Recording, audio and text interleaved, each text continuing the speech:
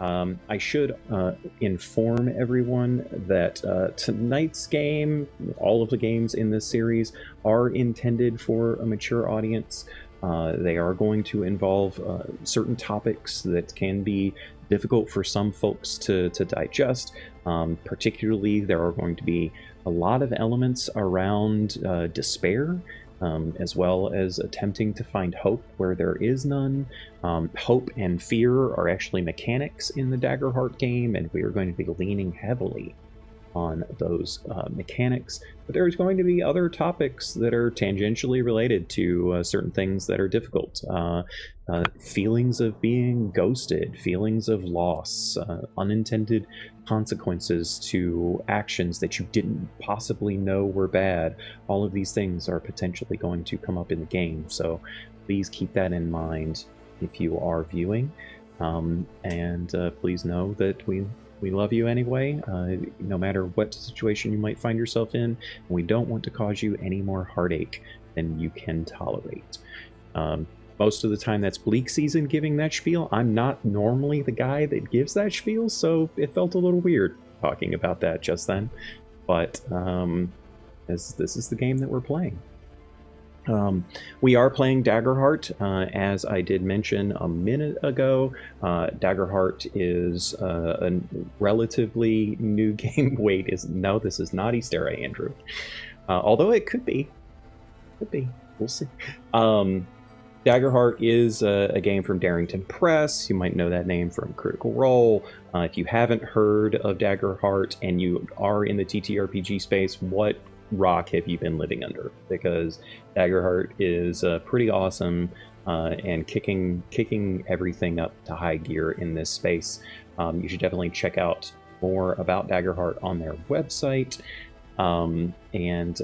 Yeah, feel free to ping me if you have any questions, because I'm a big fan of Daggerheart personally. I am so much a fan of Daggerheart that tonight's game is called The Withering, because it is built on a custom campaign frame that I and a friend of mine, Ron, developed for Daggerheart specifically. We are quite possibly going to be publishing this campaign frame on somewhere on the internet at some point in the near future, so please keep an eye out for that.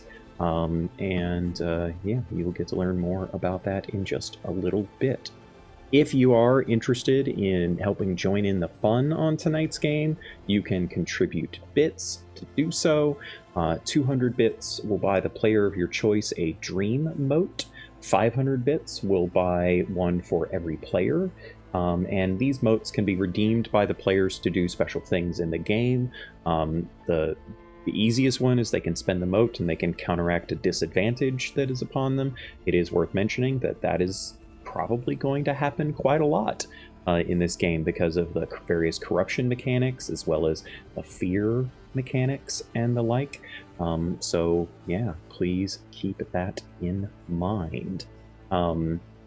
They can also spend 2 of those motes to gain a hope, which they can use for quite a variety of different things within the game, not the least of which is just hopefully making themselves feel a little bit better in the moment for having a lot of bad dice rolls, because sometimes your dice can really turn on you. It can be bad. So, ladies and gentlemen, that pretty much does it for my spiel. Are you ready to dive into tonight's premiere episode of The Withering? Let's see, shall we? The world is wrong. People don't remember it that way, of course. They live and die within the only world that they have ever known. The truth of what came before The Withering is gone, eroded by time, silence. All that remains are the realms of the Sin Lords, fragments of a once whole land, each twisted by a different hand of corruption.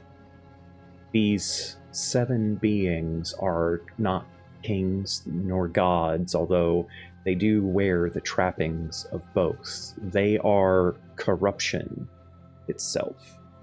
clothed in power, drawing sustenance from the lives of those that they ensnare.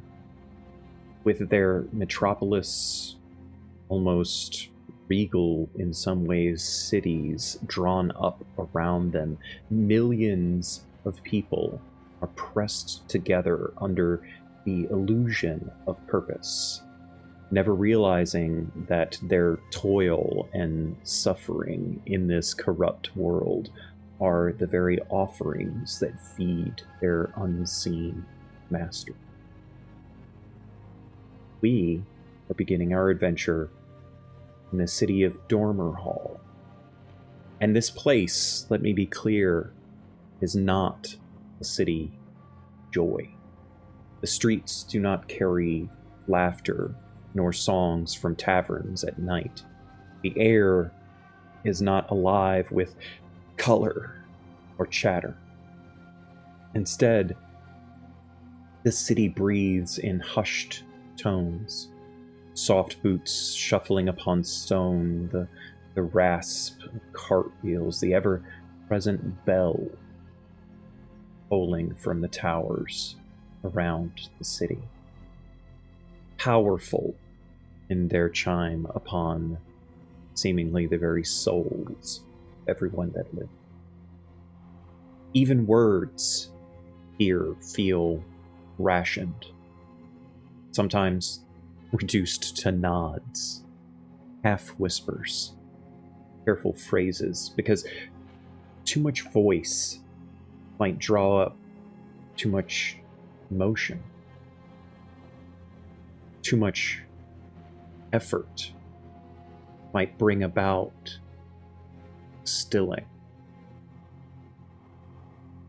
See, crossed the many rings of the city of the Hollow Saint, Sin Lord that spouses the notion that no one should express too greatly, no one should push themselves too much. You want just the right amount of effort to exist, and nothing more. This existence is like a fog for most, and indeed that fog has a physical manifestation because it never leaves. It clings low to the cobblestone, sliding into alleys and doorways, seeping into every corner seen. Buildings look half dissolved within it, as though a glance too long might reveal them fading away. Above, the sky is only a dim gray lid, without sun, without stars, only clouds. And although the people might move here with purpose, they never move with haste. A neighbor may pass with barely a recognition. A shopkeeper may speak only in practiced exchange, barter, offer good, dismiss. Even the smell of bread from the ovens carries little warmth, only the dull insistence of survival. No one lingers too long. No one dares push too hard. The weight here is heavier than the fog, though. It presses upon the chest, urging every soul to be smaller, quieter, safer. To smile, even to wonder. These things are dangerous. Hope is unknown here. But the people that live it know only this. They know only this place, only this life. They can never know what life could be with hope. So Dormer Hall endures. Silent footsteps, whispered conversations, the ever-present watchers, and the steady drone bell. Not for summons, not for celebration.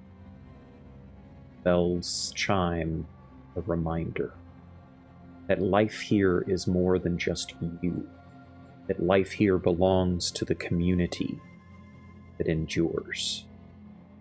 Slow, deliberate way in which life continues. It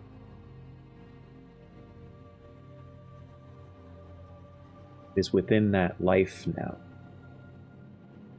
that we begin our game. Deb, would you please tell us all a little bit about Reishi's life in this city of Dormerhall? Absolutely. Reishi is a clank.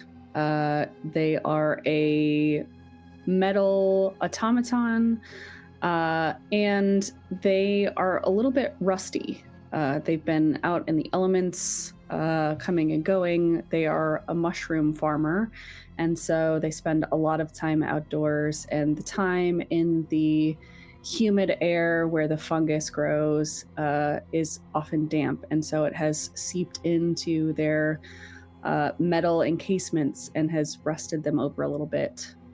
Reishi has a sort of dreamy, forgetful demeanor. They move very slowly. Sometimes their sentences trail off. They seem to get lost in thought. But if you ask what they were thinking about, they can't recall. And they spend their days among the mushrooms, tending to them, and living a pretty quiet existence. So, on this particular day, worth noting, nothing overly special, it seems, about it.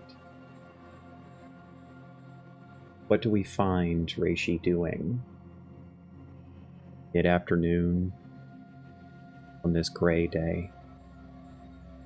Who are they interacting with, if any? They haven't seen too many others today, but they are starting to harvest some of the mushrooms that are ripe. They have a delivery to make to pools, and so they are slowly cutting the mushrooms from their stalks and laying them gently in a basket. They sort of look forward a little bit to their interaction with pools because they have maybe not considered them a friend, but have known pools for quite a while. And so seeing a familiar face and being in the midst of that routine is comforting and familiar. Certainly the familiarity, one of those few things that can get someone through such a bleak existence, even if they don't know how bleak it might be. Hey, could you please tell us a little bit about pools, and perhaps how it is that they approach Reishi on this particular day? Absolutely. So pools is short for one who tends the pools. The pools are soporific pools that help maintain, the calm demeanor of the people. Pools is a large-statured Galapa, which is a turtle-looking mofo. They have sandy yellow skin with deep wrinkles and creases. It's almost a trick of the light that you think sometimes you can spot some moss growing in the nooks and crannies of their skin and in the grooves of their shell. Their hands and feet are gnarled and slightly stained green from the pools of which they tend. They have a deep blue-green shell with this is a spoil little engravings where their legs, arms, and tail kind of meet their shell. Engravings are basically tattoos for Galaba. Their beak is extremely worn. They have small black eyes that are deeply recessed in the sockets. They move slowly. They speak slowly, if at all. They are dutiful to attending the pools because what else is there to do?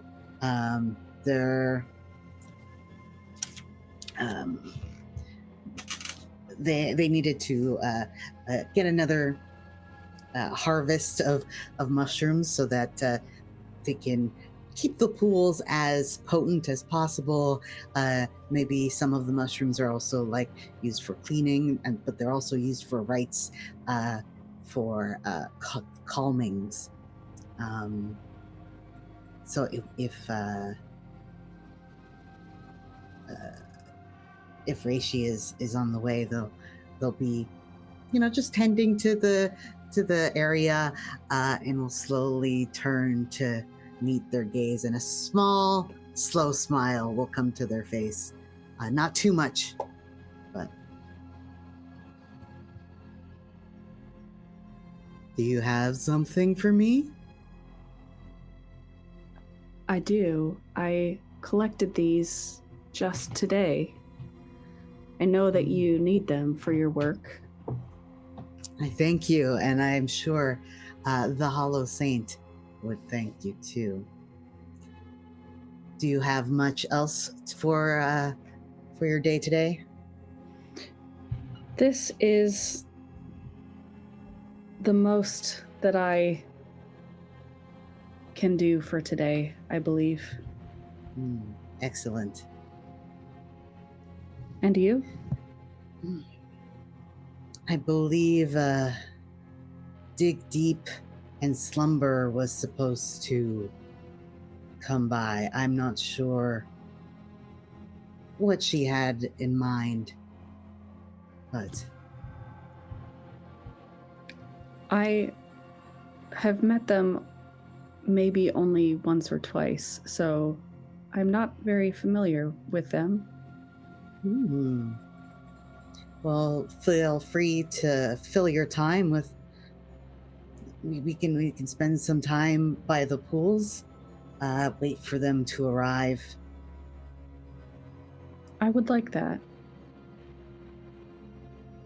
And then Pools is gonna just kind of take a seat by one of the pools they have recently kind of cleaned up. Done a little bit of a skim on the top to take off some extra fuzz, and we'll pat the ground slowly beside them for their clank friend to come join. Reishi will take a seat. Well, as you sit down, you have this moment that is probably the closest thing that can be considered joy in this place. Ava, you please introduce Dig Deep and Slumber for us and talk a little bit about how they enter this scene. Dig Deep and Slumber, also known as Dig Deep, and to those who consider themselves closest to her, DDS, is a draconin of a very large, almost imposing size. Her skin, for the most part, is a very muted, soft gray with patches against like the ridges of a green that seems almost not moss-like, but also not like weathering copper. It's a weird, sickening green that you can't quite place, with eyes that match the color. She keeps to herself very, not small in nature, but so quiet and so stilled that it seems that she fades into the background very easily, despite how large her stature and how much radiating stillness comes from her. She rarely speaks, looks and hand gestures are just fine for her. And typically the only way you can know that she is there is if you focus and you really listen for the stillness that radiates from her. And I think she is finishing a shift with the Austeries. They requested her assistance for an intervention for a pregnant person who seemed to have a lot of strong emotions that day. And she wanted to simply take some time to recenter the quietness within her. So as you seek out that quiet, there are few places in Dormer Hall that can be as quiet as pools, pools lowercase, not capital P pools, as the pools where the mushrooms are tended. And certainly this feels like a safe space. Dig Deep. And so as Dig Deep comes in, I think we've already established a little bit that Dig Deep has a innate and powerful ability to sense things in others. So what would Dig Deep's reaction be to seeing Reishi and Pools gathered together here, experiencing this moment of fleeting joy for him? I think there is a tilt of the head.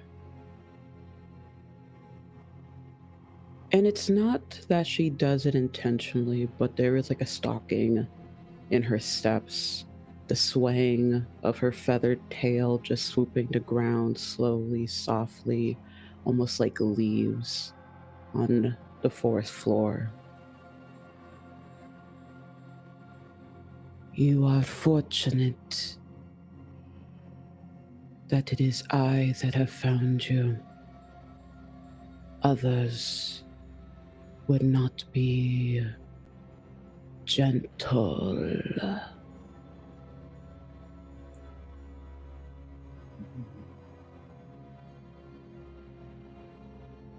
Reishi or Pools, I think it's safe to say that either of you would very likely be startled. Yeah. I think Pools is a little bit startled, but in a very delayed sort of fashion. It's like it takes a beat. Oh, dig deep in slumber. It is a day. I hope you've been still. Stilled. There is no need for you to concern about my stillness, for I was born with it, and it will always be. What of you this day, my dear Pools? Are you still? It's something to always work towards, if not perfected.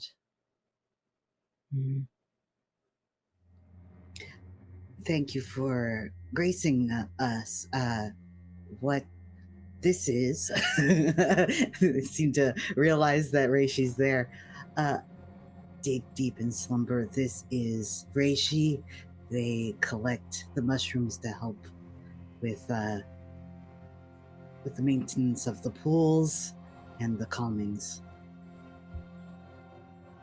It is an honor to meet one that has such an important role to fill.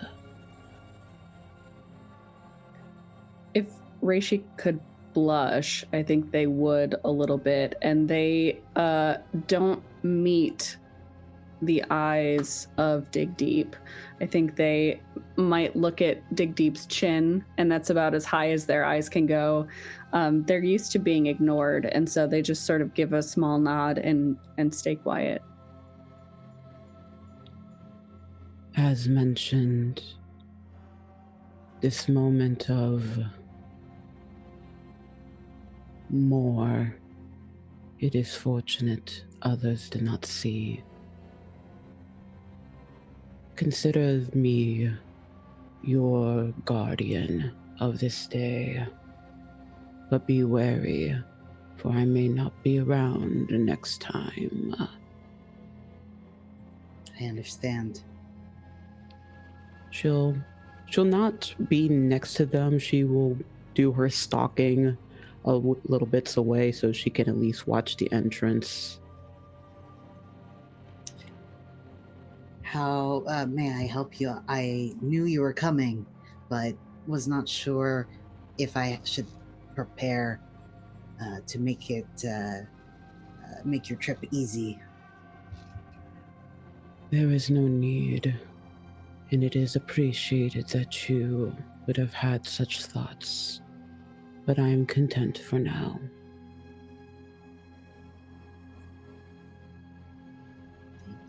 I'm glad. Not glad.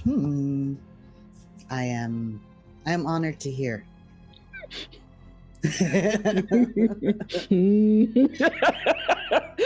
But not too honored. Just honored enough. Exactly.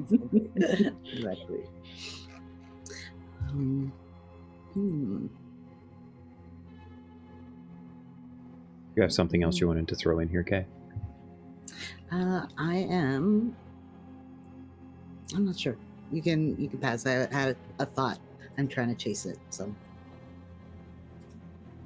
as the three of you are in this proximity, you're not the only ones in the space, right? Like, these caverns that exist underneath of Dormer Hall, which are among the primary source of food for the millions of people above. There's others down here, and you can hear the gentle toil of them echoing through the caverns. The dim light that permeates the space that is given off by the various fungal blooms and glows does create calming presence here. For Dig Deep, however, perhaps it is just the stresses of the day. Something sends a chill down her spine. There's no obvious source of what would cause this sudden burst within her, but it shakes her. And she cannot help but think something has happened somewhere else. Dormer Hall.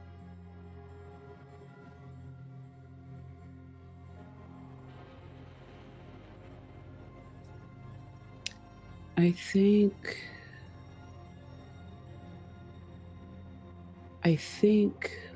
Dig Deep is stunned by this. And while she's not one to she's not one to lounge for a long time, but she is a bit disappointed that it seems to be cut short. And she'll stand up and start walking towards the exit. I feel something amiss. I need to report this or look into this. I'm sorry to hear. Your pools have been comforting. Thank you. please let me know if there's a way I can assist. My duties for today have been accomplished. You'll be notified. Please excuse. Thank you. And she'll head out. As Dig Deep heads out, let's cut across the city. It's in a way where we see the vast rings of this city, several of which have large towers, few large buildings of too significant height, but it is a metropolis after all, and there are many people that live here. There is not the usual din of noise, though, that might come from other cities of such size.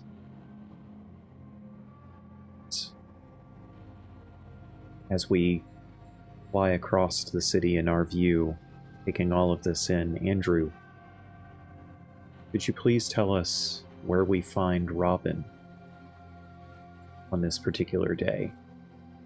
Describe them for. So you find Robin wandering the streets of Dharma Hall. He looks ordinary at first glance, but there's an edge, a wornness to him, like someone who's been ground down by grief and life in the underworld. His face is angular and gaunt, short-cropped hair unshaven, but it's his eyes, his gray, tired eyes that kind of seem like they've seen too much and have cared for too little for too long. And he's wandering the streets because what he does for a living is just odd jobs. Whatever work there is for him to survive, he takes. But today there's no work for him. So he's pacing. He's seems to be scratching the palm of his left hand a lot. Almost rubbing a scar that's on that palm.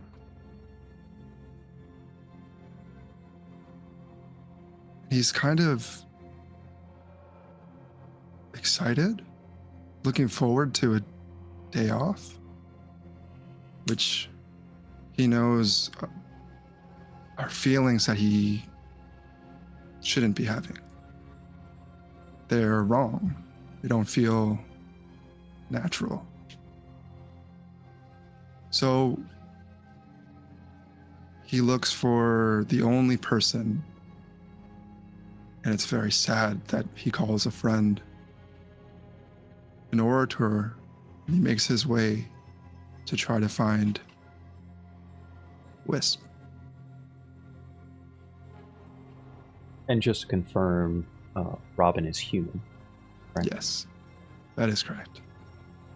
And so,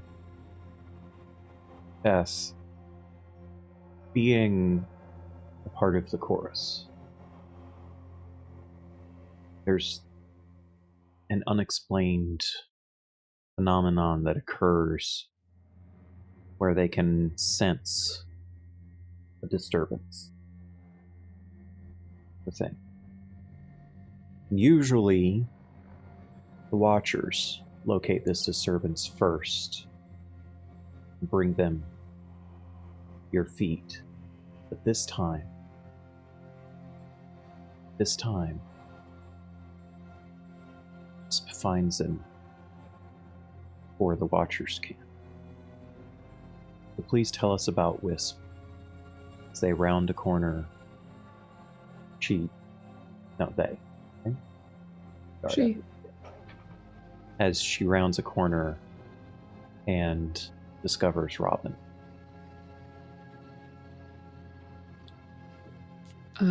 Wisp can sense this, like you said. Just sort of a flickering, it's not quite agitation, but I suppose to us, that's what it might feel like. Wisp is a Qatari. She looks like an Amur leopard, so she's got that coloring, but she is a little bit, she's got like longer hair than maybe like an African leopard.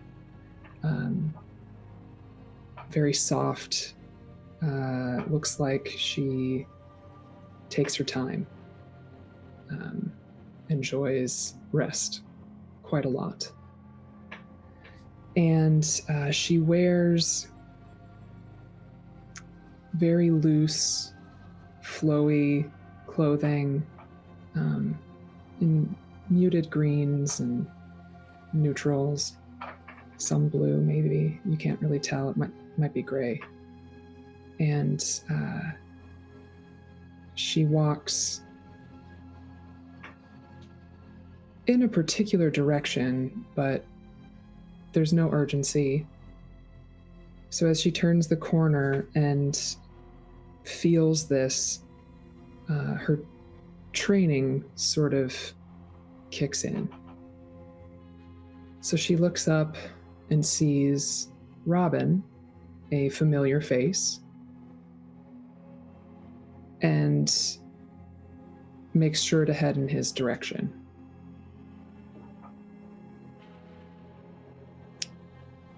Robin.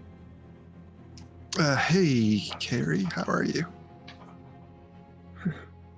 It's Wisp, if you don't mind.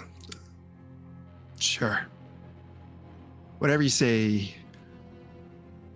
I'm not... Why don't you come with me? Okay, yeah. Wonderful. And she will lead Robin. Definitely setting the pace, because she senses that if Robin were to lead in any particular way, they would be noticed. And she leads Robin to, it's not quite an office, but one of her private locations within the space that the chorus does their work. It is full of plants, not much to decorate it at all, but there are plants, there are soft cushions and a rug. Wisp herself sort of goes to sit and lounge in just like an oversized cushion that sort of cradles her a bit as she leans back on a pillow and crosses her feet at the ankles. Sit, Robin. Yeah, sure. This mighty comfy pillow you got there. I'm feeling quite a lot from you. And I know that you are aware of what that could mean. Yeah,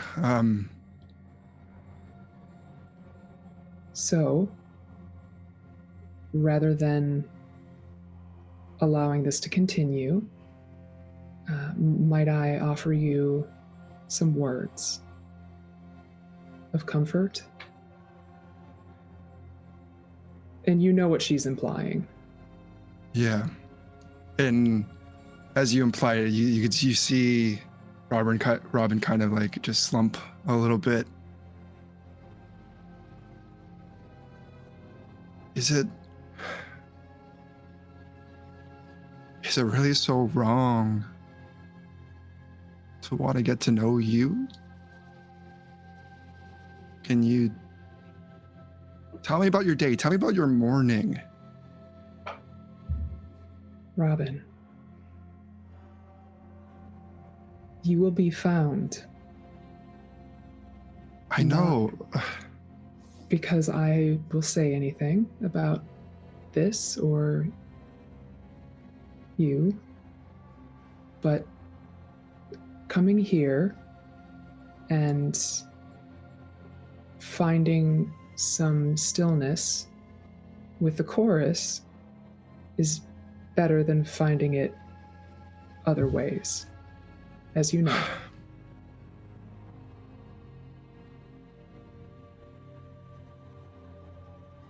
Carrie, I know it's easy to pretend. I know you're not a fool.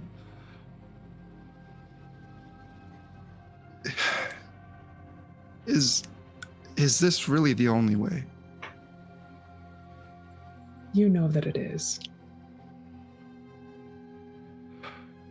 Please sit. Robin kind of still scratching at the palm of his left hand, kind of just slumps down. Robin, breathe in and let go. No need to hold your name. No need to hold your face. All that you are is passing. All that you were is fading. All that you will be is nothing at all. And she'll let those words sort of hang as she feels the energy in the room shifting. The feelings that you had held on to, Robin, are diminished. Perhaps not gone, you decide, but you can feel this sort of, I guess, one-sided meditation has altered your mood.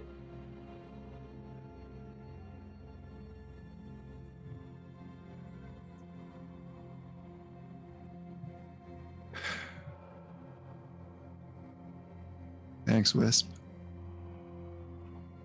You're a gem.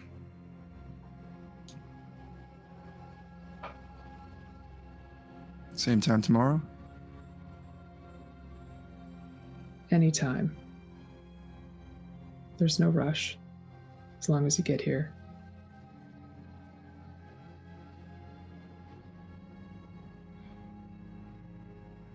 Go rest. Breathe. Feel your feet on the ground.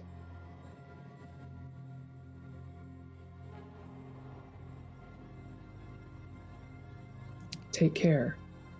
Yeah. Robin will slink out.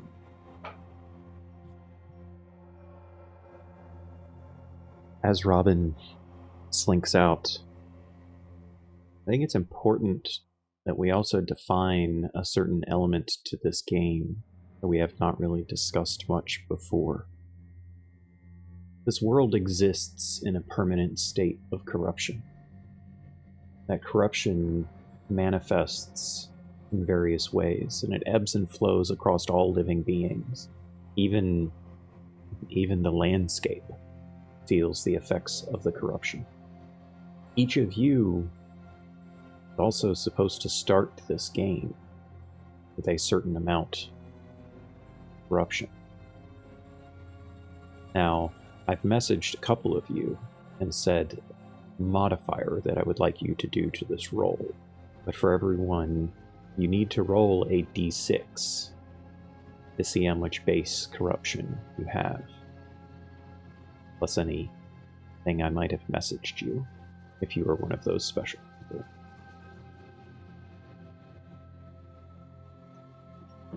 I rolled a 1. That makes sense, actually, quite a lot for Wisp. So Ava got a 3, Kay got a 2. I can't see your full hand. 5, Deb? All right. And Andrew, you Kay have... actually got a 3. Okay, got a 3. And Andrew, you have... I have 9 points of corruption. Yeesh. Get this man stilled. There's a couple of things that we need to discuss then as it relates to that. For Gotta every come huff some pool fumes. Sorry. for every 3 points of corruption that you have to place a mark on one of your ability scores. And that mark means that you roll until your corruption is reduced below 3. You roll at disadvantage on any checks associated to them. So, for Deb and Kay, Ava, you each will mark one of your ability scores. Andrew, you will mark 3. And though any checks involving those 3 ability scores will be rolled at disadvantage. And in addition to that, because you have 9, you have a sin scar, which means that your corruption cannot go below.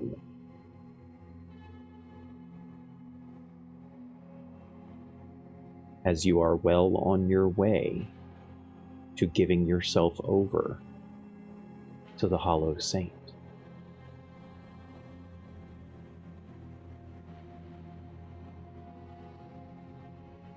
We shall see where that leads. But for now, I think it's also important to discuss a little bit more about this place that you live in. This city exists in this constant state of malaise. For those of you that perhaps aren't keeping full track on this, the Hollow Saint is the Sin Lord over which rules Walmahal, over which has corrupted this place and the landscape that surrounds it. This is the place of sloth. This is where sloth has made manifest in the world, has affected it in many, many different ways. It's also important to note that while this city is vast, and it takes a day to traverse it, partly because you're not allowed to walk too fast, but also because of its immense size, none of you have ever been outside of Dalmahal. You see the vast swamplands on its borders, and it feels wrong to leave this place and go somewhere else. And there are many stories of those that have disappeared into the fogs of the swamps, never returned. Those that have given over to madness. Those that have fled being stilled. Some perhaps even pervertedly sought calm in that place, thinking that that place could bring calm. But no. The wildlands beyond borders of this city, dangerous, fraught. No one returns from that escape.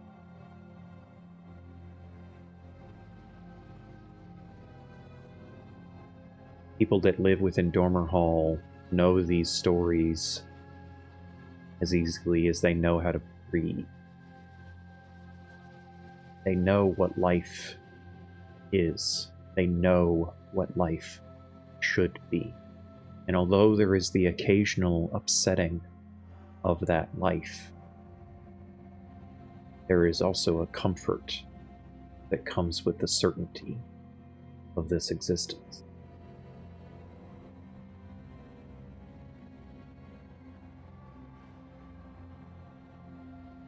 Sometime later, perhaps days,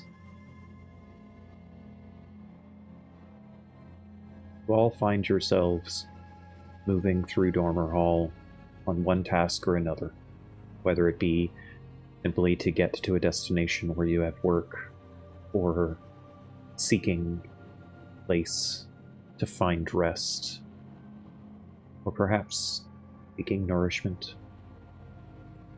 Maybe there's a flicker wanting to find comfort in the company of someone else. Whatever your task might be on this particular day,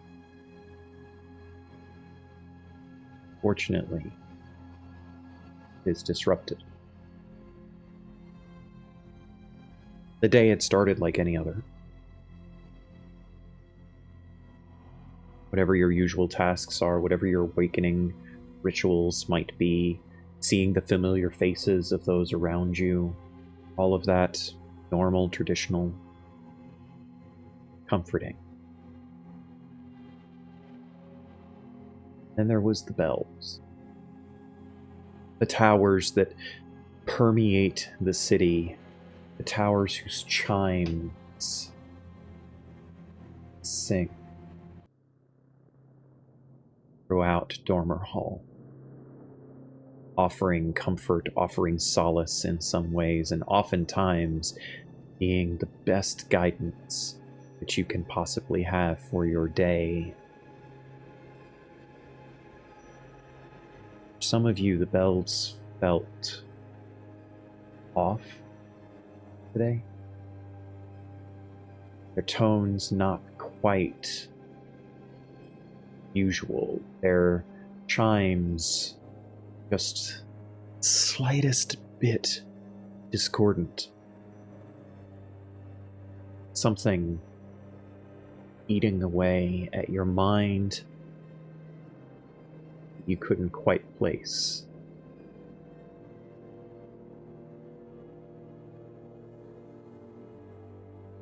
As you have moved through the city on this day, feeling this dissonance, you will. Your day comes to an almost violent alteration. Begins with a scream. Not sharp, sudden, but stretched, hollow, rising out of the fog like something torn from the marrow of a soul. A man collapses in the street, thrashing, throwing their form across space as if caught in some kind of nightmare. His eyes shut tight, his body convulsing, fists clenched, mouth foaming as though he's drowning on the very air that he breathes. And the fog around him stirs, ripples, thickens, takes shape. From the haze steps a thing that should not exist. Silhouette with edges and tendrils that never stay still. Each blink of the eye reveals some new shifting portion of it. But you see before you this horror, this nightmare made manifest. Air around grows cold. Every breath. Crowd in proximity to this nightmare manifestation scatters, but no one screams. You know better than to scream. Doors slam shut, windows shutter. Only the trembling toll of the bells begins to rise. Over. Over. To over again. The sound that weaves through the fog, low and insistent, struggling, soothe the nightmare back into sleep. This manifestation comes from dreams, but for now, for this moment, this creature is real. It swipes a cart aside as though it weighed nothing, sending debris skidding across the cobblestones, its form unraveling and knitting itself in grotesque shape.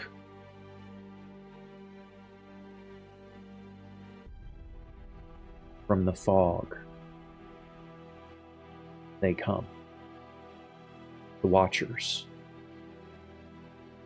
Cloaked figures.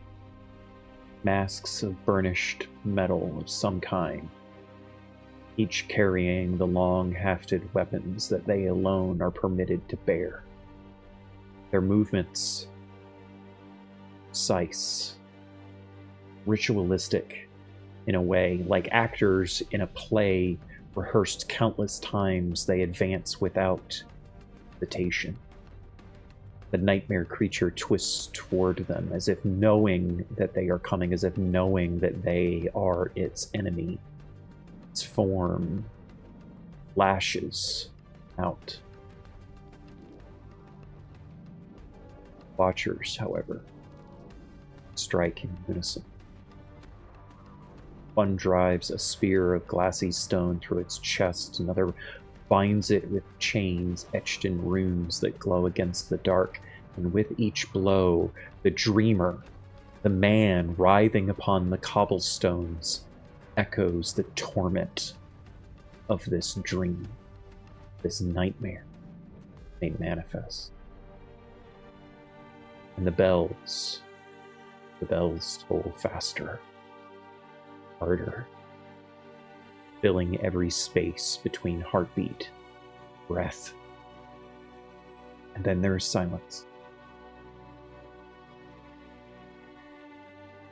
Final stroke severs the nightmare's shape. Creature collapses inward, unraveling into mist that thins and fades, only until the trembling man remains. This dreamer hurled, weeping. The Watchers stand over him, victorious, though their bodies shake with effort. One of the Watchers then stumbles. Tall figure, mask fractures as he falls. Weapon clatters to the stone, breath ragged, hands twitching as if the nightmare now exists within them. The other Watchers, they close in, they move around. And at this point, the crowd that had gathered, that had witnessed this manifestation, they do not need words to know what has happened. This Watcher, this one has given much, pushed too hard, acted too fervently, and the toll has sunk too deeply. Without protest, they come to their knees, raise their arms up. The others gather around. The other watchers take this person and almost reverently carry them up into their arms. Lead them gently away. The fog. Not toward healing, mind you. Not toward rest. Toward the stilling. Crowd watches with bowed heads, murmurs suppressed by the bells. Now slow, steady drone. Even in Dormer Hall you see salvation carries a cost. And the protectors, even the watchers, are not spared that cost. All 5 of you, coincidentally, perhaps, or perhaps not, bore witness to this manifestation. Although you may not be standing near to each other in this moment to lean upon one another or to really interact, you know that such things are not well appreciated in Dormer Hall. Curious, if any of you have any strong feelings of what you just witnessed? This manifestation cause you to feel anything? Or like so many of the people around you, you just accept it as fate, life, as you have always known?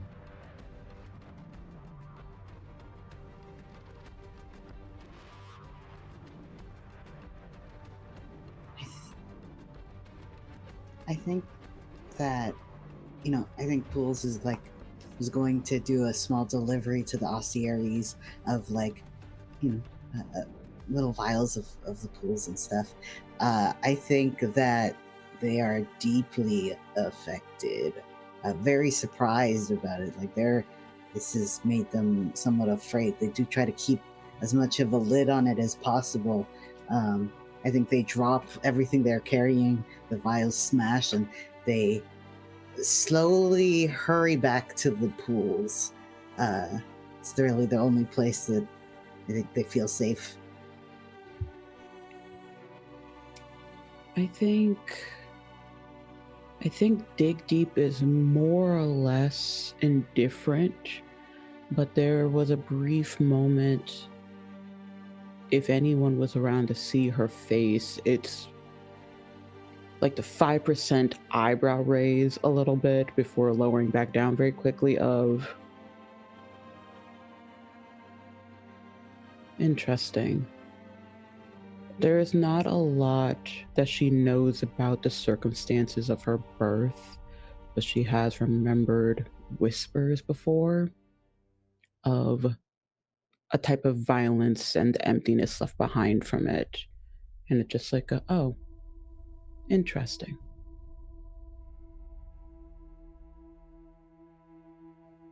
Wisp doesn't show it, but she feels a heavy discomfort sort of in the pit of her stomach that she carries with her as she walks away to continue on with the day. I think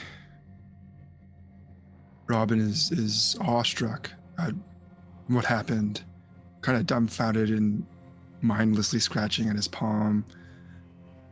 and trying to make eyes at Wisp, and I think failing at trying to connect and be like, what the fuck just happened? And so is just kind of staring at the spot where everything took place.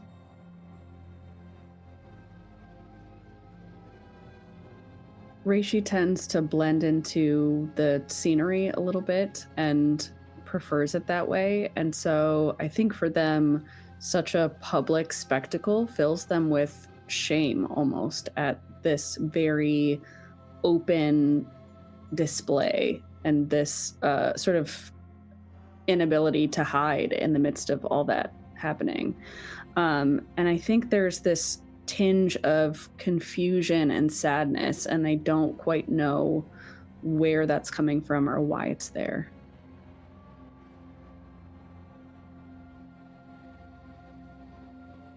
As you all begin to move and consider these feelings, perhaps try to process them, try to turn to whatever action you were originally set upon. You see a few of the Ostiaries come. They pick up the Dreamer. They pick up the man that caused this nightmare manifestation, however inadvertently it might have been. They start to carry them away. Whether you hear or not, the mumbles of incoherence are mixed with strange cries, almost sorrowful, almost mournful in a way, as if loss of something was lost.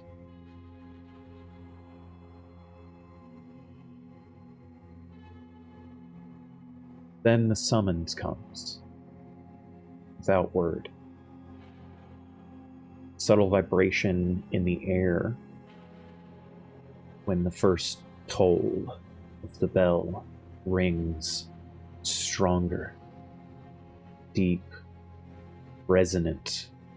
It almost rolls through the fog like a tide in a way. It impacts you physically as it rings out. One bell, then another, and another, weaving together into this rhythm that is not quite music, certainly not silence. And it ripples across all of Dormer at once. Doors that had been closed creak open, windows that had been slammed shut in the vicinity of the nightmare open. People emerge from all buildings, as if pulled by a single thread. No one speaks. No one hesitates. They simply walk in silence towards sound, towards the closest tower. None of you are immune to this. This is appalling. This is almost imposed upon you. Streets swell with a tide of bodies that move, all in the same direction, heads bowed, eyes dim almost to the point of unfocused. The mist seems to thicken as you draw closer and closer to this tower. The air feels dense. The tones from the bells are not just heard, they are felt. They strike into you, sending shivers in your teeth, filling the backs of your minds. It is a lullaby, but it's a lullaby of stone and iron, almost silencing you and any part of you that could rise in your mind. Around you, the crowd sways. Shoulders slump, eyes begin to close. Some mouths move a little bit, as if reciting something that they don't know the words to. Others simply hum. It is the Hollow Saint's will. It is everywhere. It saturates the air, it weaves into the sounds, and most everyone accepts it. Most lean into this sound. Most are subdued by it. Not you. Something resists inside of you, something that you did not know could possibly rise up in this moment. The tolls hit like hammer strokes, but instead of sinking you deeper into that quiet, they knock you loose. They send something in your mind dust. They shatter the fog within your mind, and for the briefest moment, you glimpse color where there should be only gray. There is warmth where there should be only cold. It is not your life that you see in your mind in this moment. It is not your memory that you see in this moment, and yet it is inside of you, it is undeniable, and it is demanding to be remembered. The bells do not stop. The crowd continues its motions, their breathing slow, synchronized, but you feel your pulse race faster, louder, not in time with them, with this crowd at all. You are awake. Something within you refuses to be lulled back into silence. And now I need for you to please tell me, one at a time,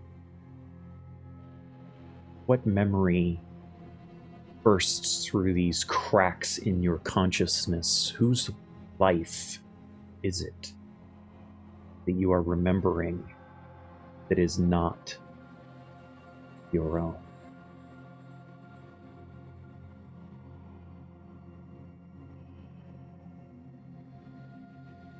For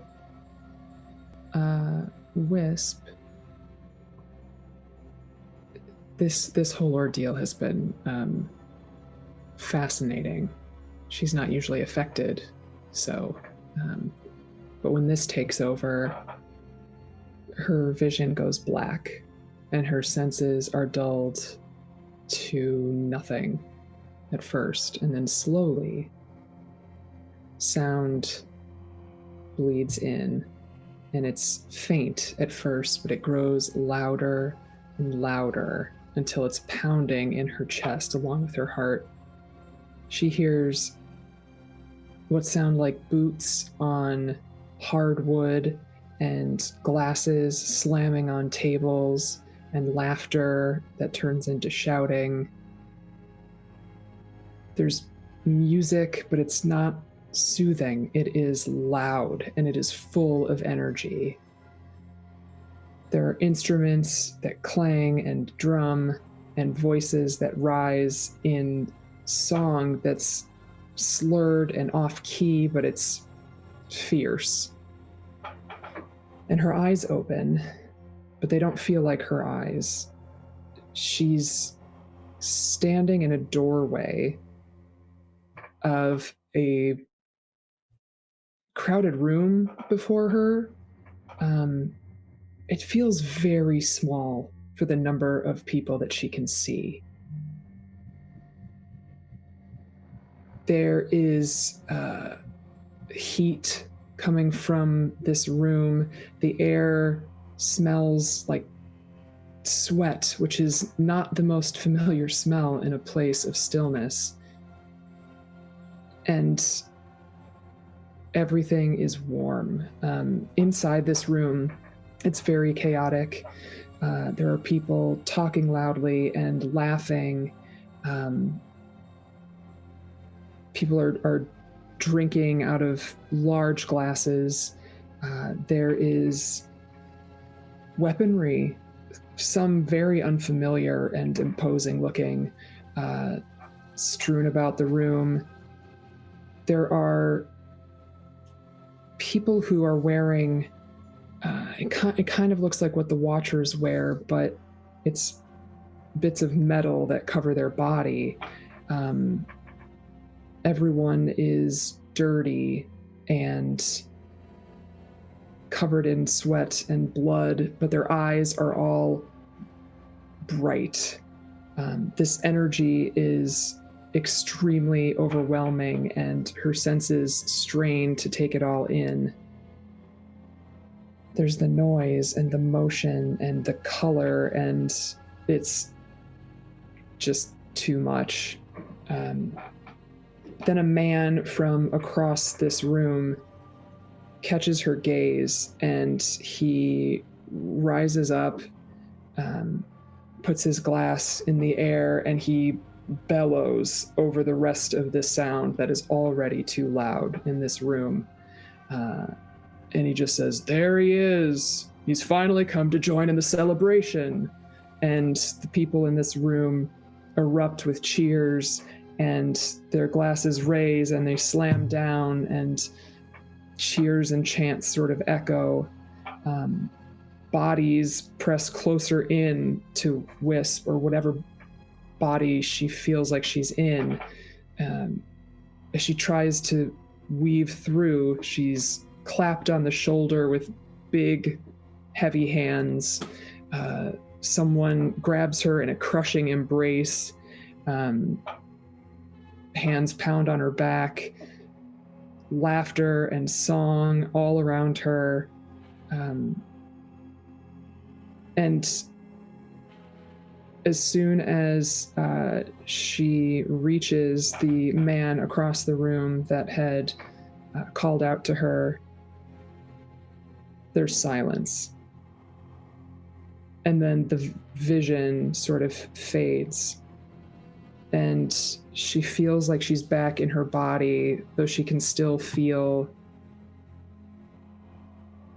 the feeling of hands having touched her, of smelling those smells that are still kind of in her mind, even as they fade.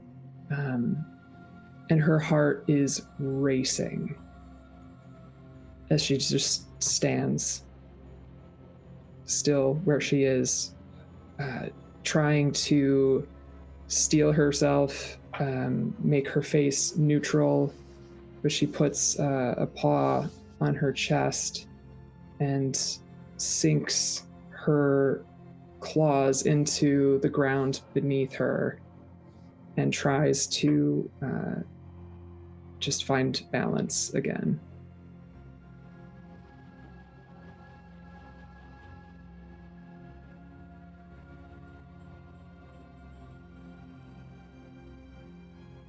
Would like to tell what their memory is.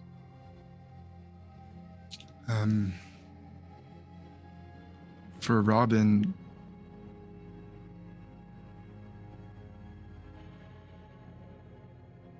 he's in the alleyways. There's the stink of smoke and sweat, and you could hear guards marching heavy-booted through the streets, and the people around look hungry and hopeless. And then out of the darkness, she appears. It's a rogue, quick as a flicker of firelight, with a grin on her face that says she already knows how the story ends. And she isn't alone. A crew moves with her, silent, precise, There's lookouts, locksmiths, cut purses, and they're all bound together by loyalty. They're not just a group of thieves, it's family. And as they are traveling, they set their sights on a warehouse, and within is a vault of stolen goods. And Robin watches as one signals from a rooftop, another kneels and coaxes a lock open with a gentle click. And then she winks and tosses a stone, and the guards thunder off in the direction like cattle spooked by lightning. And inside, the crew works fast. They're filling their sacks, but not with jewels or baubles, but with bread and blankets and coins meant for the people. And Robin feels this thrill, the daring, the laughter they share when they slip free of the guards. And that moment sears itself into Robin's mind. That grin, that feeling, that night, that cunning and courage and camaraderie can change the world. And he falls back to reality.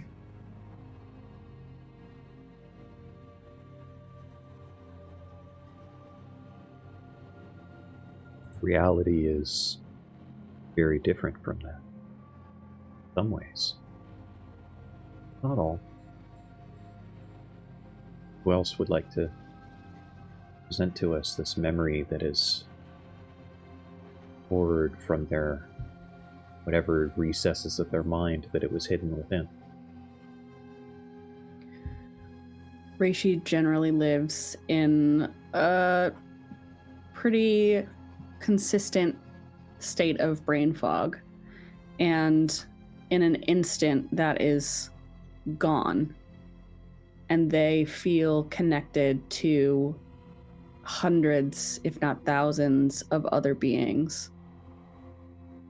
And they hear their voice, but not their voice, in their heads. They know they're communicating with someone else, but they don't know who. Their voice that's not their voice says, "We're almost out of time. The Sin Lords continue to take power. There's little left that we can do.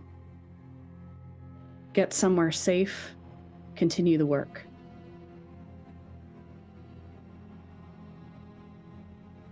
In this memory, Reishi sort of looks down at their body, and they're used to being almost a piece of furniture, something that blends in metal and loud. And this body is soft and organic.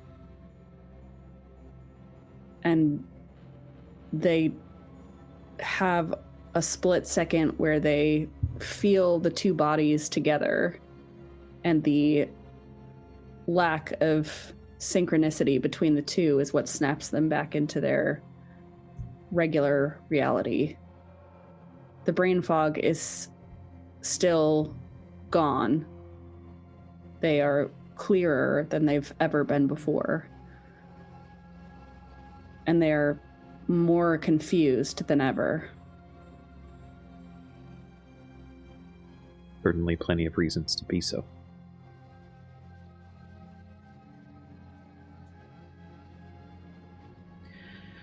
Dig deep. Awakens to the sound of yips and song and cheers and drums. The room is dark, not because of the absence of light per se, for there's still candles spewed about, but it is a closed space meant to be secretive and connecting together.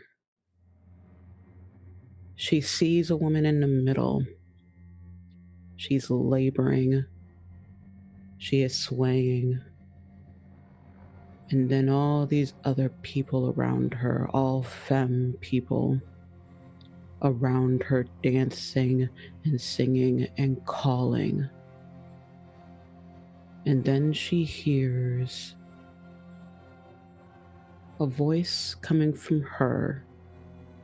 It is a voice reaching to this woman as she is naming beings of the past, dating back to the beginnings of time, as she reaches and pulls in time with the labored breathing, until there is one final scream of victory, of completion, and new life brings forth. And in this moment, Dig Deep reaches out. She sees her clawed hands, still imposing and large, but not muted. It's not muted gray.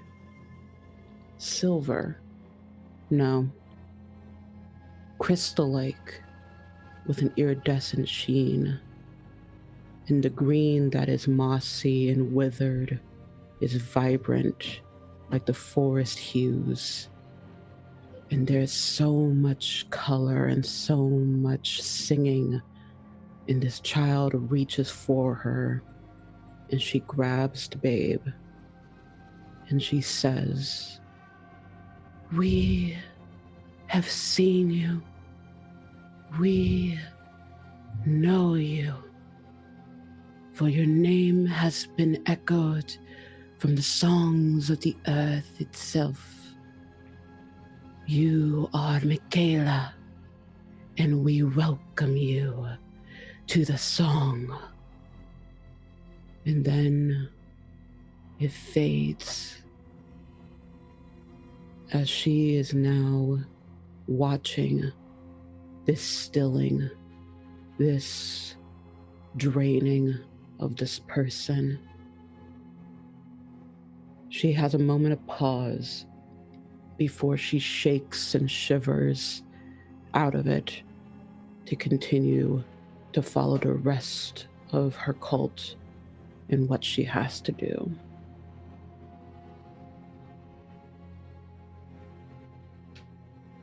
As she is snapped back to this reality, without the color of that memory, hey, would you please conclude our memory story this moment? Absolutely. Pools has been as hurried as they could once the spell of the towers were kind of broken on them. They were as hurried as they could be without drawing too much attention to try and get back to the pools. Faces pass. It's the usual dull colors all kind of are blurring together. They're not paying attention. It just keeps it trucking. Those colors then make way to a litany of greens and browns and flitting past in their vision. They can hardly make sense of it. Pools can, like the shapes going by, the color combinations, it's not making sense. They abruptly stop in a clearing. They feel their heart beating faster than it ever has, just shaking their body with every beat of their heart. They have stopped in a clearing. It is unlike anything that Pools has ever seen before, with bright greens. They think that they're trees. They look somewhat similar to what they have in Domar Hall, but they have not seen anything like this before. The ground is covered in these tiny leaves. They're attached to the ground. It doesn't quite make sense. Let me take a look at it. Wisps of leaves, the bizarre trees, not sure what's happening. They hear something off in the distance. They react quickly and speed off after it. They end up running for what feels like an eon. They reach a river They take a quick peek inside and lean forward to drink, to try and still their nerves. And there's a weird being that's looking back at them from the water. They are a fawn as we would know them. Their legs look like the legs of some of the livestock that is taken care of in the in Dormer Hall. They have wild red hair, unrecognizable as anyone that Pools has ever seen before. Again, they hear a rustle in the trees behind them and begin rushing off again before the greens and browns and all those other colors rushing past start becoming muted again, and Pools finds themselves continuing to walk down the street towards the soporific pools. As Pools has this desire to return to the soporific pools, it can't move. It can't take steps. None of you can. In this place, in this moment where the Hollow Saint has laid claim and dominated everything, the only notion that you have that they have not taken full hold of you is that the crowd is now slowly moving down to a kneel. And 5 of you are not compelled in the same way to do so.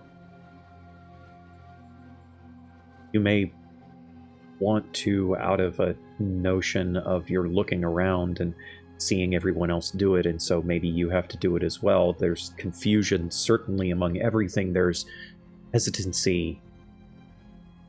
You're not being compelled. That realization dawns on each of you. You are not being compelled. Before any of you can truly process this, however, you hear a scream from behind you. This roar that emanates from someone. You turn and look back, and you see Atari. A woman with short, chopped fur, wild eyes, all of the trappings of any other person from Dormer Hall, and yet they stand at their full height and roar with all of their might. Eyes wild. This defiance in this moment. The crowd, as if broken of the spell, all turn and look back, joining you in your gazes. Now, their own compulsions lifted in this instant. And they all, with you, see her in full defiance to the Hollow Saint, screaming with passion, unbridled. And then a gong rings out. No, not a gong. A thunderous cacophony of noise ripples from the heavens, and a lightning bolt made of black strikes down from the skies and envelops her, incinerating her in a flash of brilliance and devastation. The crowd flees. You all join into this fleeing, not because you are compelled to do so, but because of the fear that grips you that you cannot shake. Because of the notion that this was the Hollow Saint. This was defiance against the Hollow Saint in the purest possible fashion, and certainly the most profound way that any being alive has ever done. They have been stilled in a way that has never been done. Hollow Saint has made it very clear to any and all what happens to those that dare show such passion. There's a part of you that thinks, with this fear, that more bolts will rime from the skies and rend and carve through the people that are gathered. But they don't come.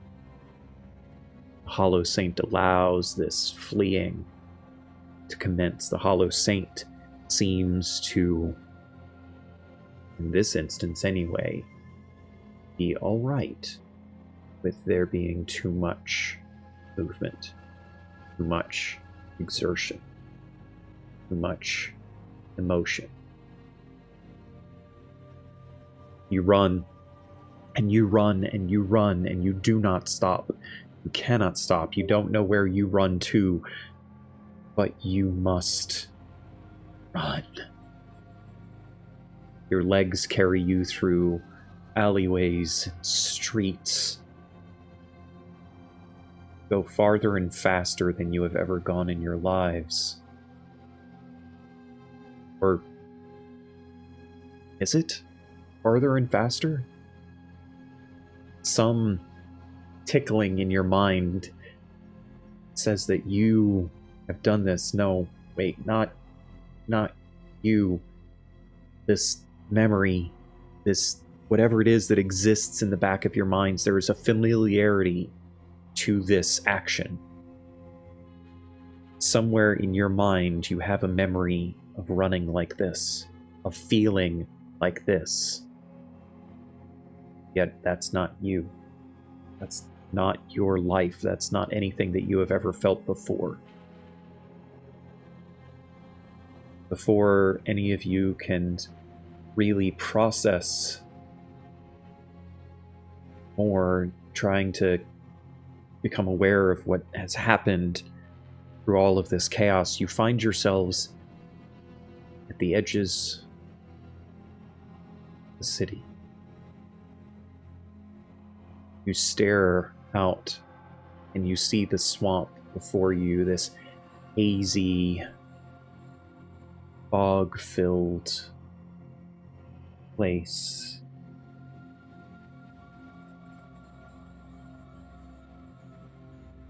Stare out. Cannot help but consider you are not alone.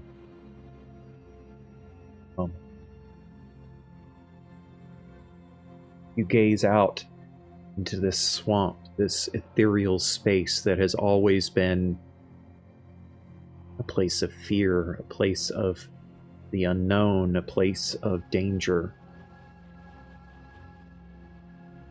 You turn and look around you, look back, you see Dormer Hall behind you, but more important than that, you see that you are not alone. You see that there is you plus 4 others.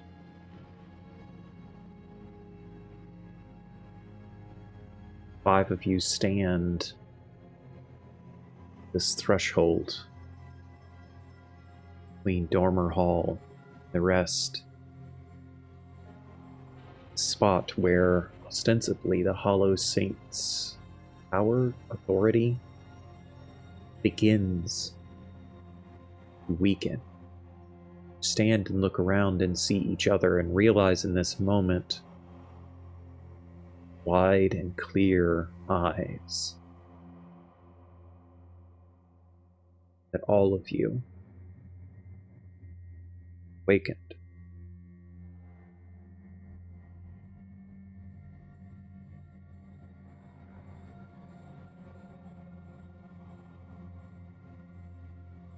Who responds first?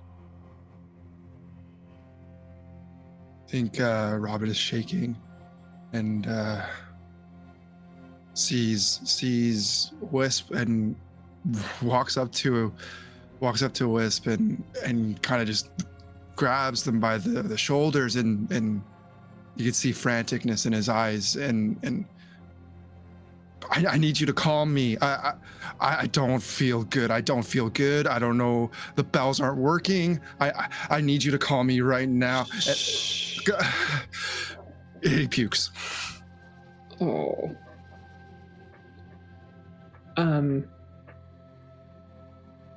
Wisp is normally very flat affect and fairly neutral, but when you ran up to her, you could see that her pupils were huge and her ears were back, and she had her paw sort of clutching at the front of her shirt. Her eyes were closed, and when you grabbed onto her, they had opened. She shushes you. You yak, and she helps you back up and puts her hands on your shoulders and closes her eyes again, and you can feel she's kind of like leaning into you. And she starts humming. And it's a melody that you've probably heard before. It's one that she uses in her work. It's likely the first thing that she learned when she joined the chorus. And she just hums it through again and again and again. And those standing back could likely see her claws digging into the earth and just sort of pressing into it again and again, just grounding as much as she can. It's not working. It's not working. It has to work, and she just keeps humming it.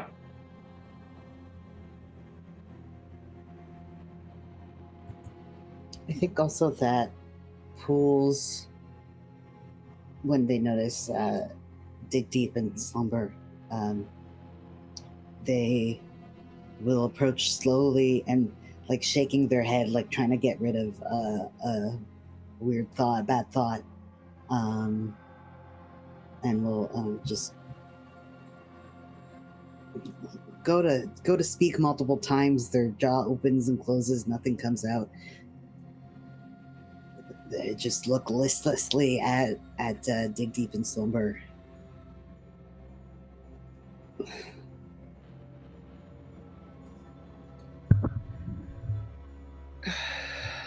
I think for the first time in a very, very, very, very long time, Dig Deep is kind of lost in thought. There is a moment where, watching Robin panic, her head does like a slow snap to get into the austere position of, oh, that person's freaking out. Can't have someone freaking out in front of her. And is about to move, but feeling the earth beneath her feet kind of has her paused. It feels not like the memory itself, but feels familiar to the memory of clawed feet digging into earth and hearing that song. So she's kind of just at a standstill of what to do.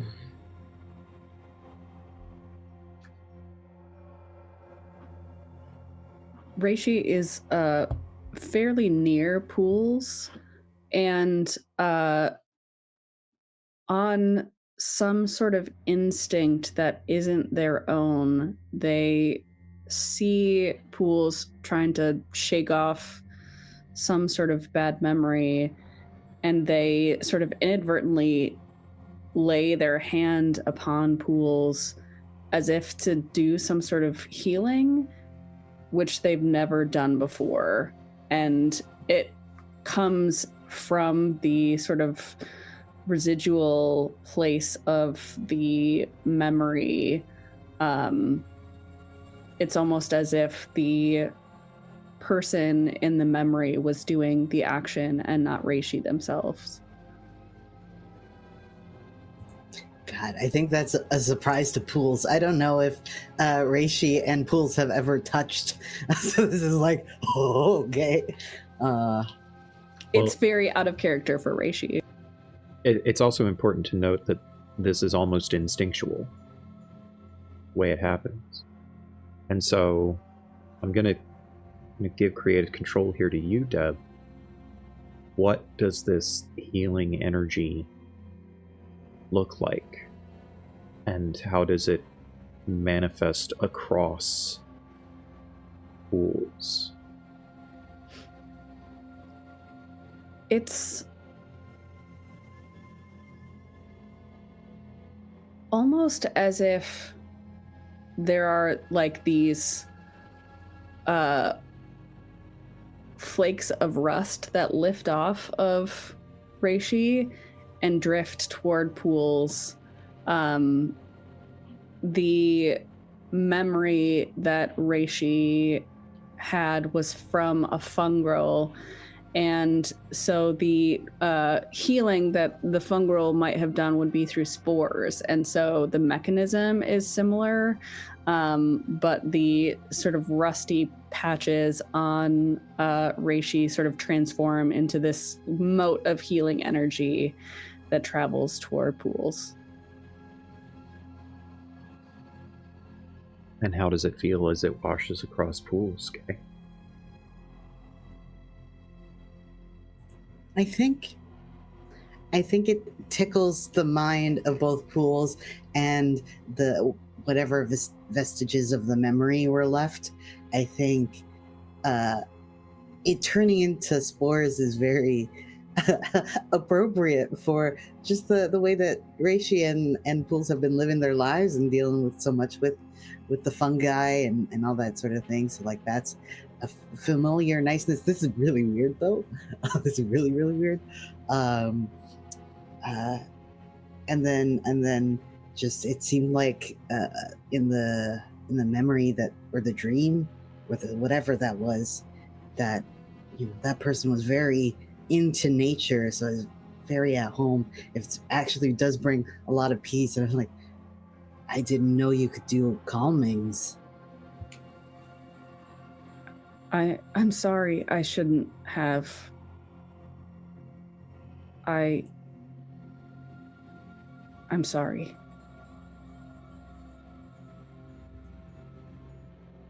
I guess my eyes are gonna slowly snap a little bit to dig deep in slumber, and this obviously a chanter. Like the vibes here are weird. Dig Deep doesn't know what's happening. It's like there is a man freaking out and having way too many emotions. Y'all are touching. What is her poor heart to do in this situation? Everything is wrong. Everything is out of order. I think she's just gonna lay down. It's like, nope, let them take me.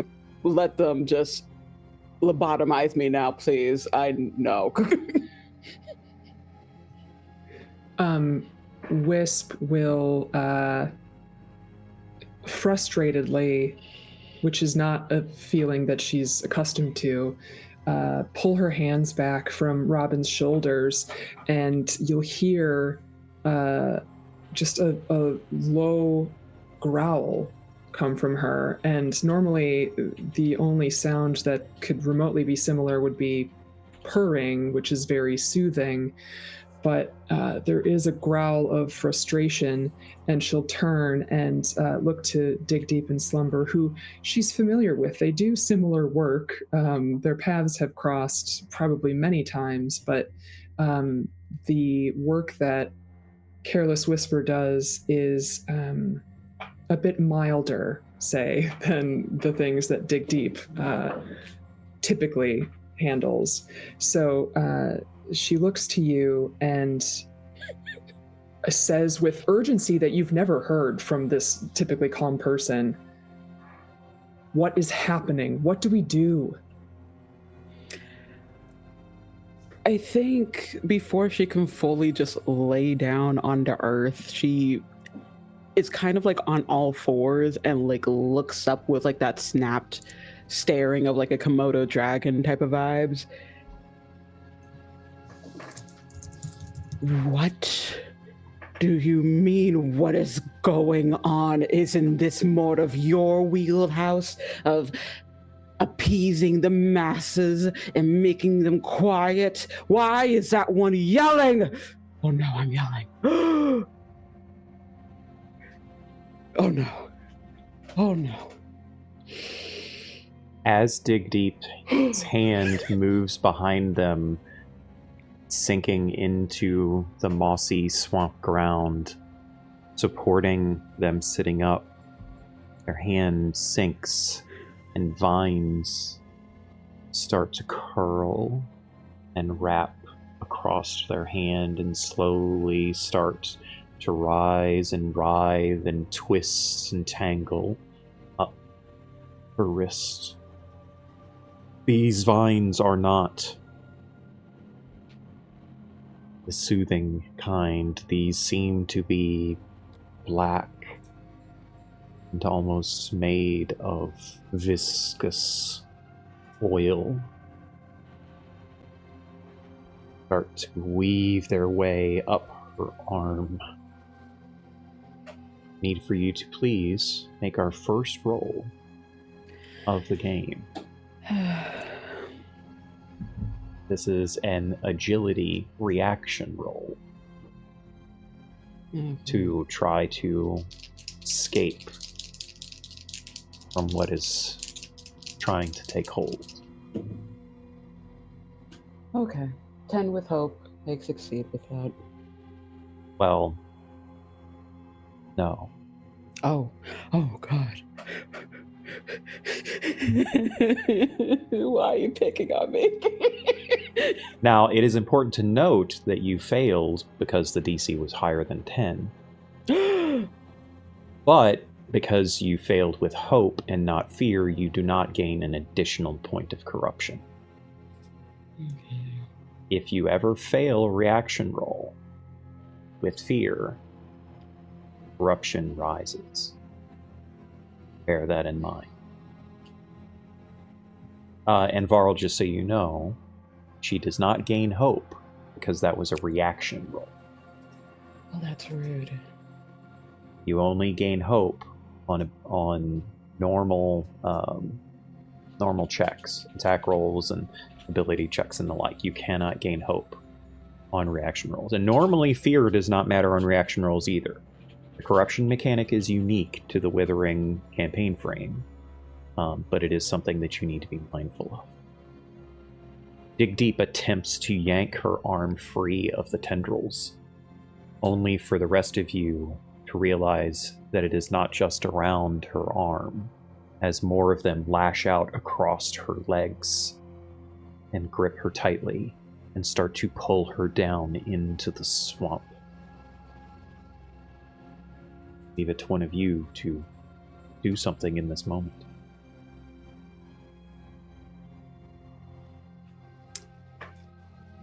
Once again, Wisp is unfamiliar with the urges that are rising within her.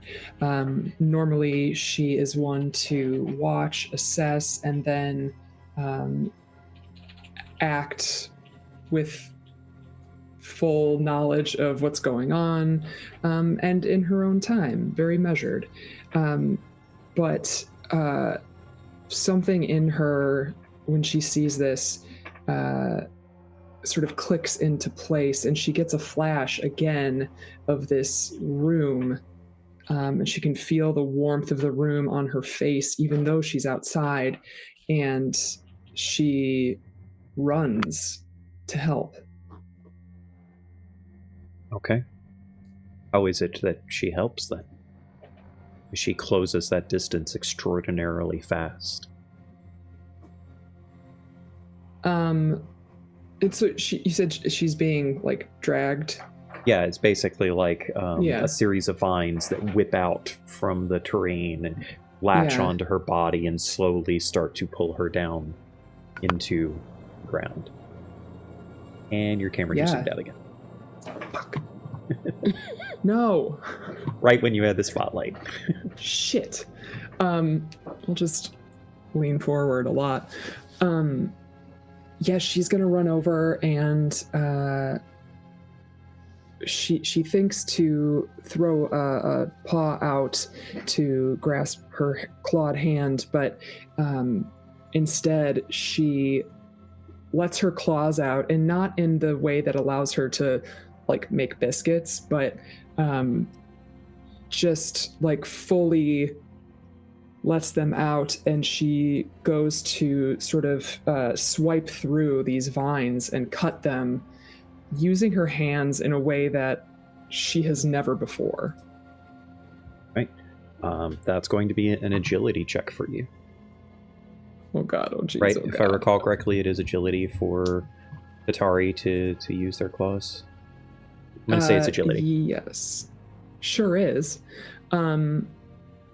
Okay. So I just roll both of my hope and fear. You roll both of the 2d12s. Okay. So on my hope die, I got a 9, and on my fear die, I got a 10. Okay, so that is a success, but it is with fear. With fear, yep. Okay. And just so I'm not really keeping track of my fear today, because I knew how this game was. Generally, I wouldn't have a whole lot of opportunities to be spending my fear, right?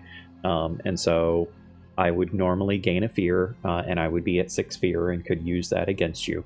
But I'm doing a lot of other things against you in this moment, so don't worry about the fear component overly much. However, what I will say is, as part of your retrieving and tearing away at these vines and getting Dig Deep to come up out of them, I'm going to let you narrate what that looks like.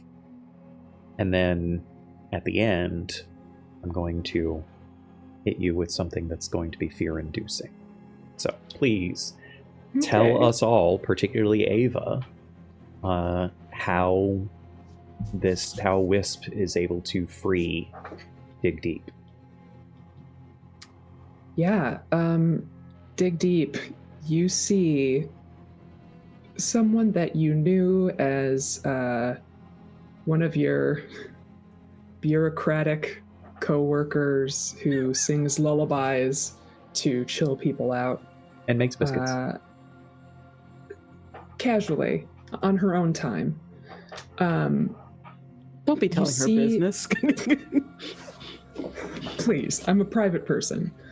No, you see someone you thought you knew charging at you, sort of hunched forward, looking like an animal, racing for you. Her eyes are bright. Normally there's sort of this dull, very like light jade sort of color, but now they sort of glow a little bit greener, a little bit deeper than usual.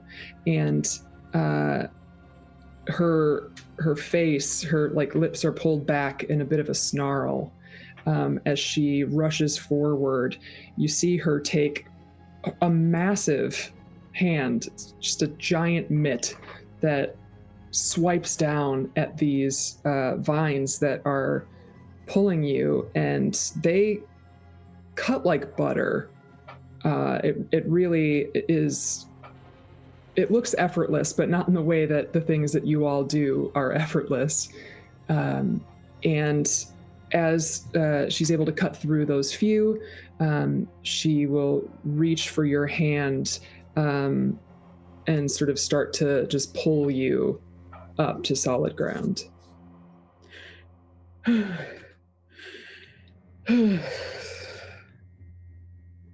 There was a moment I kind of wanted them to take me. This is blasphemous. but thank you. As you say thank you, you hear this low groaning sound from behind you that seems to permeate from the very ground around you. You all turn towards this sound, and within the mists, see a face start to materialize. A large, massive face, taller than any of you. Eyes that seem to be just hollow. This almost translucence swirling through the mist, and their mouth opens like a maw rises, distending to a misshapen howl, and screams in such a way that it permeates through all of your souls. I need for all of you to please make instinct reaction rolls. Please remember if you happen to have disadvantage on something, what that something was.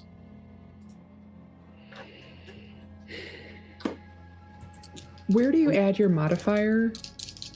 So you always add your modifier on the specific roll. So like if you have an instinct modifier, it's going to get added to this roll, right?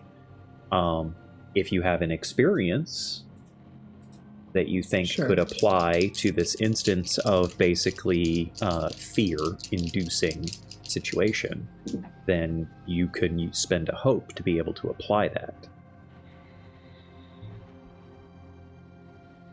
Got a 9 with fear. 10 with fear. 11 with hope. 10 with hope. Okay. I got a 10 on my hope and a 10 on my fear. What does that do? That's something? a critical Look success. at you getting a crit. Hey, my head's in my shell. I can't see what's going on. I'm not afraid. So the only one of you that succeeds is Kay. All of the rest of you fail. And if That you never failed, happens. and if you failed with fear, you gain a point of corruption.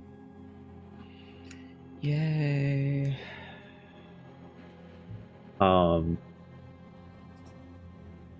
Hey, you said that Pool's head has like retracted into their shell, which is beautiful.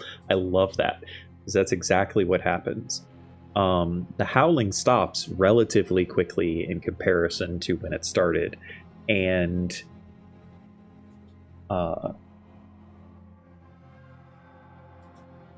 you aren't sure exactly. Time is weird, first of all, and so you think that you have to poke your head up. So you start to just peek your eyes out. You see all 4 of your companions fleeing through the swamp away from you at maximum possible speed that they can muster, away from the face in the fog. And so I give you have the choice in this. They do not. They have to flee. But you have the choice in this of what you wish to do. Stay with the big scary face or run away. I'm gonna run away as quick as my little turtle legs can go. Ironically, you move decently fast in the swamp. You never knew that because you've never been to the swamp before. But yeah, I like it here. So you start to chase after your friends, trying to catch up with them. And so the rest of you quickly become out of breath. And so you flee, moving faster than you have ever moved in your life. Pools catches up with you very shortly thereafter, also equally becoming out of breath. And then one at a time, or one of you at the very least, has to stop. You fall into the waters of the swamp and pick yourself back up and are leaning up against one of the gnarled and wretched boughs of the trees that are here, trying to catch your breath. Everyone else is kind of gathered around. You're all wheezing and hacking and maybe retching from the violence of which that action occurred. This is another of the unfamiliar things for you. You've never physically felt this before, but again, there's that tickling in the back of your mind. It says that it is not wholly unknown to you. You stand there catching your breath. There is no sign of the face in the fog behind. There's no sign of the oily vines, tendrils reaching up to claim you. There's only you. This place, in this corrupted, horrendous place, trying desperately to catch your breaths. And I think, Kay, in this moment, because you succeeded so well, you are the first to kind of have the wherewithal to look around the space in more detail. Try to make sure that there is at least something safe about this space that you have had to stop, catch your breath. And just in the distance, maybe 100 yards or so away, see a structure. It is not anything to really speak of, at least nicely, other than to say it exists. It's a ramshackle abode, small, barely much bigger than a hut. It has aged beyond that which anything you could possibly know.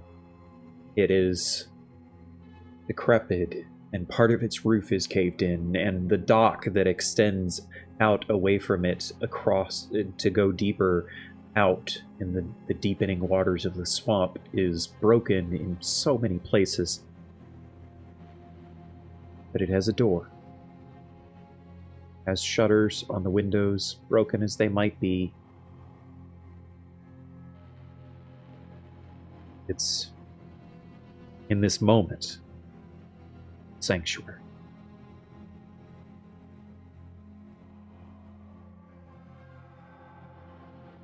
You do with that information. Yeah, it's the safest thing we've seen so far. I think I'm gonna start trying to wrangle this motley crew of a cat person, a robot, draconian lady, and then this random human guy. I'm gonna try to corral them into the place. It's as safe as we're gonna get.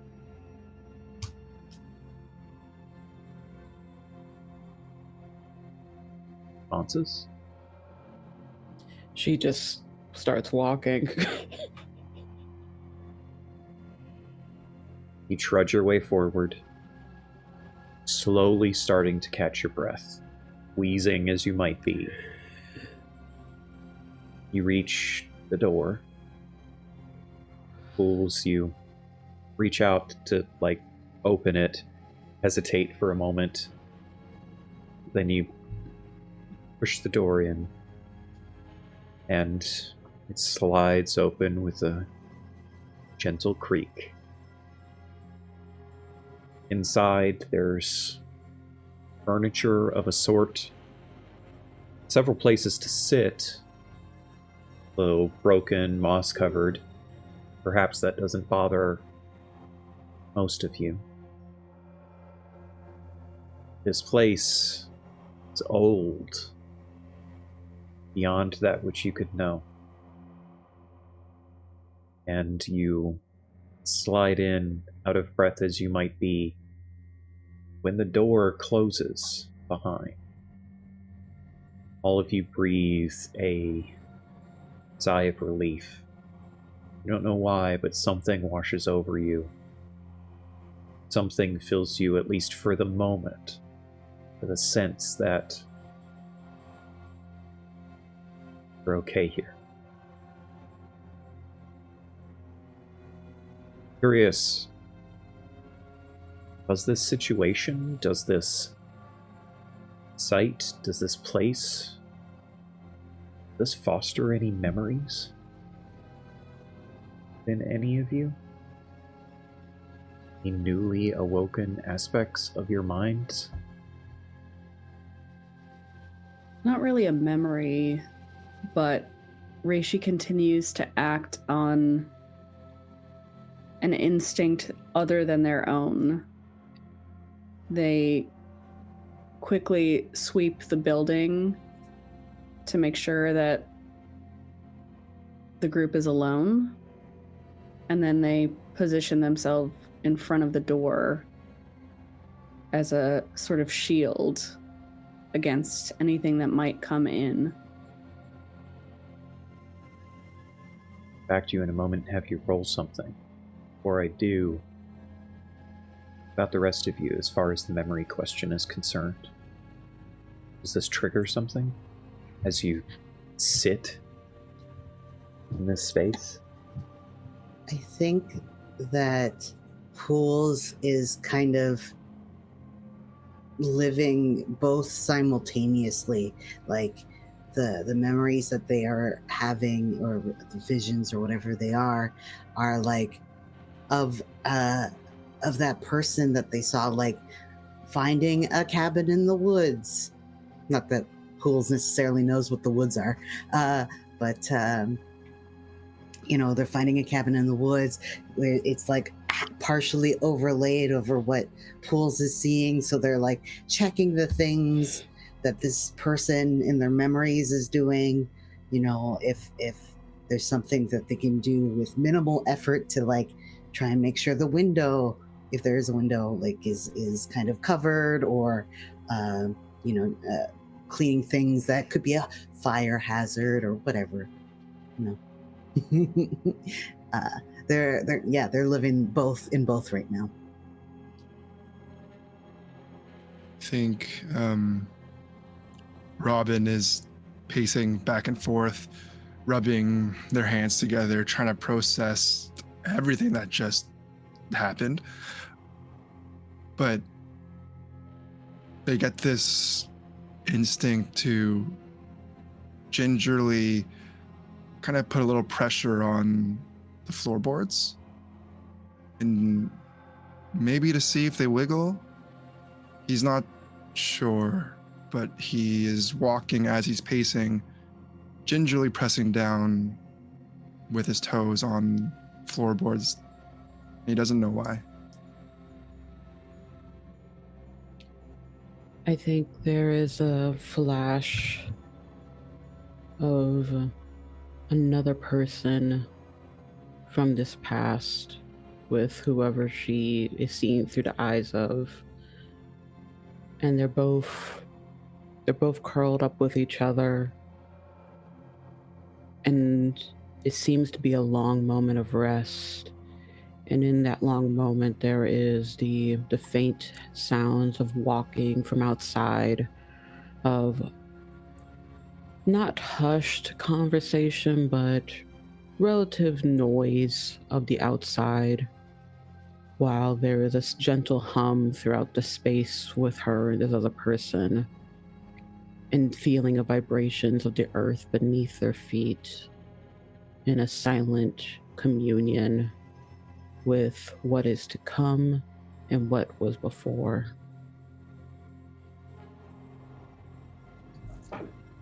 Wisp sits and once again tries to find what she's accustomed to, tries to find comfort. So she sits and closes her eyes to recenter. But when she closes her eyes, she's back in that room which she now knows is a tavern, a place to gather and imbibe and enjoy company. And she sees it through the same eyes. She opens her own and she's in this space with the people that she knows. She closes her eyes again and she's there again. But this time she's able to move around and look back at the body that she had been inhabiting.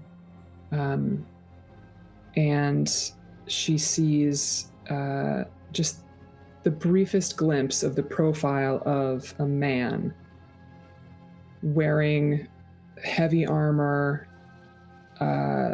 He has curled horns that wrap around, dark hair, and his skin is a red-orange color. And she sees him so briefly before her eyes snap open again and it's gone. And in that moment, she startles and sort of jumps up again, and sort of marches over to the doorway where Reishi is, feeling compelled also to look out and keep an eye on the goings-on of this strange space. Deb, go ahead and roll for me a instinct perceive check to see if you can notice something. And Andrew, because of the roleplay that you described, there's an opportunity here that if you wanted to spend the hope, you could provide an assistance on that for a d6 of advantage.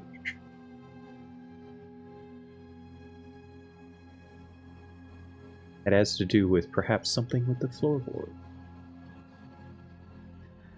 I got a 14 with hope. Andrew, did you want to use that advantage? Yeah, please. Spend a hope? Okay. Go ahead and roll your d6 and see how much it adds to the 14. 3. Okay, so that'll be a 17 with hope. That will be a success, and Deb, you can take a hope.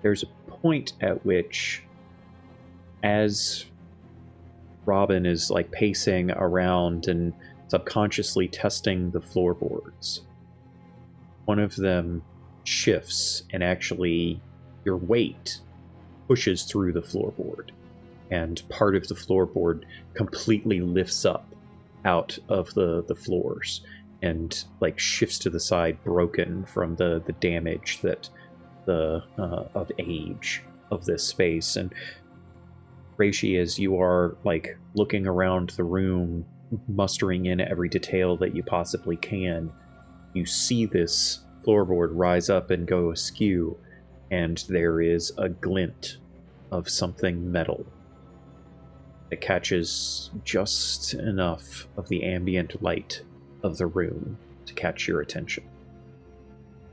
Before you can call out to whatever that might be to draw attention, whatever it is from the rest of your companions, thunderous boom echoes in the skies above, filling this chamber, resonating throughout the room and piercing in a somewhat familiar way, actually, all of you.